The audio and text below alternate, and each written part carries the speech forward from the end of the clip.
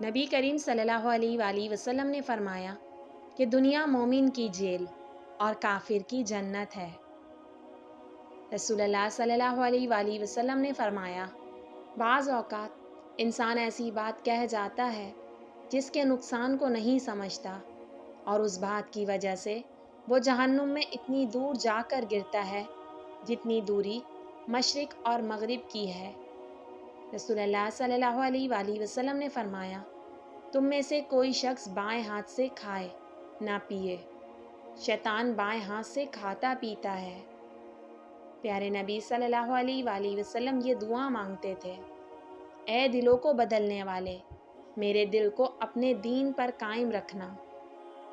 حضرت ابو ہریرہ رضی اللہ تعالیٰ عنہ کہتے ہیں کہ نبی اکرم صلی اللہ علیہ وآلہ وسلم نے فرمایا، تم میں سے ہر ایک کی دعا قبول ہوتی ہے بشرط یہ کہ وہ جلدی نہ کرے۔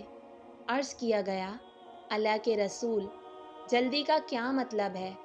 آپ صلی اللہ علیہ وآلہ وسلم نے فرمایا، وہ یوں کہتا ہے کہ میں نے اللہ تعالیٰ سے دعا کی لیکن اللہ تعالیٰ نے میری دعا قبول نہیں کی۔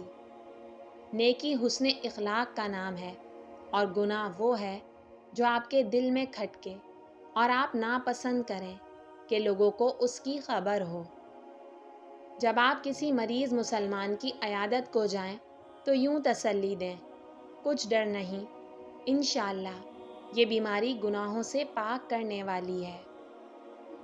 رسول اللہ صلی اللہ علیہ وآلہ وسلم عیادت کے لیے تشریف لے جاتے تو بیمار کی پیشانی اور نفس پر ہاتھ رکھتے، اس سے کھانے کے لیے پوچھتے، اگر وہ کچھ مانگتا تو اس کے لیے وہ چیز منگواتے اور فرماتے کہ مریض جو مانگے وہ اس کو دو۔